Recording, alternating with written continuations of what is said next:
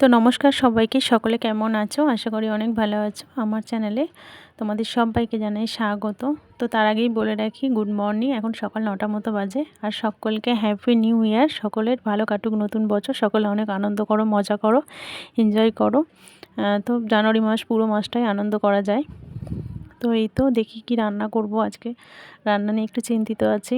দেখা যাক কি রান্না করব। যেটা রান্না করব তোমাদের সঙ্গে শেয়ার করব। চলো ভিডিওটি দেখতে থাকো। চলো আজকে আমি কি রান্না করব সেটাই তোমাদের সঙ্গে শেয়ার করব। আমি এখানে দেখো চিকেনটাকে ম্যারিনেট করে রেখেছি। আমি বানাবো চিলি চিকেন, তার সঙ্গে রাখবো ভেজ রাইস। আমি এখানে চিকেনটাকে ম্যারিনেট করেছি। আদা রসুন বাটা, লঙ্কা গুঁড়ো, গোলমরিচ গুঁড়ো, কর্নফ্লাওয়ার, ময়দা, একটা ডিম আর সামান্য রিফাইন তেল আর পরিমাণ মতো নুন। আর এখানে দেখো ক্যাপসিকাম কুচি, পেঁয়াজ কুচি, লঙ্কা কুচি, আদা রসুন কুচি আর লাল লঙ্কা। তো চলো রান্নাবান্নার দিকে আসা যাক। প্রথমেই দেখো আমি যে চিকেনটাকে ম্যারিনেট করে রেখেছিলাম সেটাকে ভালো করে পকোড়ার মতো করে ভেজে নেব। তো এখানে আমার ক্যামেরাটা ধরতে খুব অসুবিধা হচ্ছে, যেহেতু ক্যামেরা ধরার কেউ নেই, একা একা ধরে ধরে ভিডিও করতে হচ্ছে। চলো আমি পকোড়াগুলো পুরো কড়াইয়ে ছেড়ে নিই, তারপর তোমাদের সাথে দেখা হচ্ছে।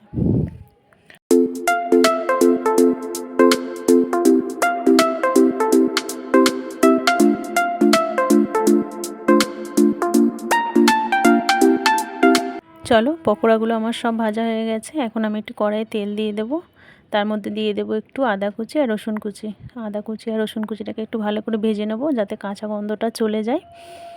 তারপর আমি এর মধ্যে পেঁয়াজ, কাঁচা লঙ্কা দিয়ে 1-1.5 মিনিট মতো ভালো করে ভেজে নেব। ভালো করে ভেজে নেব বলতে মোটামুটি ভাজতে হবে, একদম লাল লাল করে ভাজলে হবে না। লাল লাল করে ভাজলে কিন্তু তোমরা সেই স্বাদ পাবে না। পেঁয়াজগুলো গোটা না থাকলে কিন্তু চিলি চিকেনের একদমই ভালো লাগে না। তো পেঁয়াজগুলো মোটামুটি 1 মিনিট মতো ভালো করে ভেজে নেব। তারপর আমি এখানে দেখো ক্যাপসিকামগুলো দিয়ে দিচ্ছি। ক্যাপসিকামগুলোও তোমাদের ওই 1 মিনিট মতোই ভেজে নেব। বেশি ভাজলে সেটাও তো নরম হয়ে যাবে, ভালো লাগবে না। তো চলো গোটা গোটা যাতে থাকে সেইভাবে তোমাদের ভেজে তুলে নিতে হবে। তো চলো এরপরে আমি সসগুলো অ্যাড করে নেব। সয়া সস, টমেটো কেচাপ আর রেড চিলি সস দিয়ে ভালো করে কষিয়ে নেব।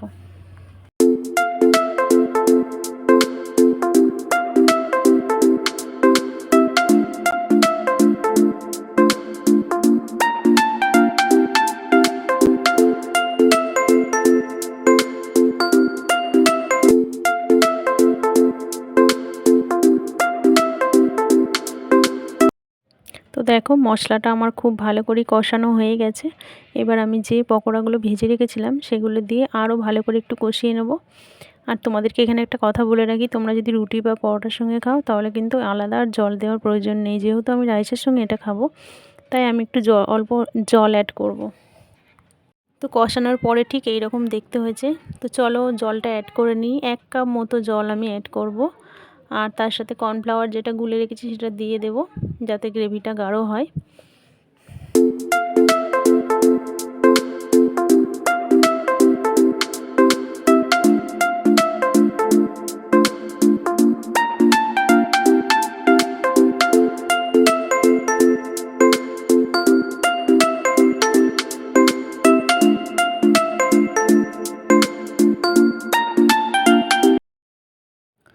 আমার রান্নাটা প্রায় শেষের দিকে, দেখো দেখতে ঠিক এরকম হয়েছে।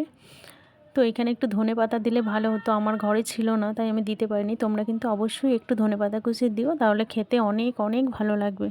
তো দেখো ফাইনাল লুক এত সুন্দর হয়েছিল চিলি চিকেনটা।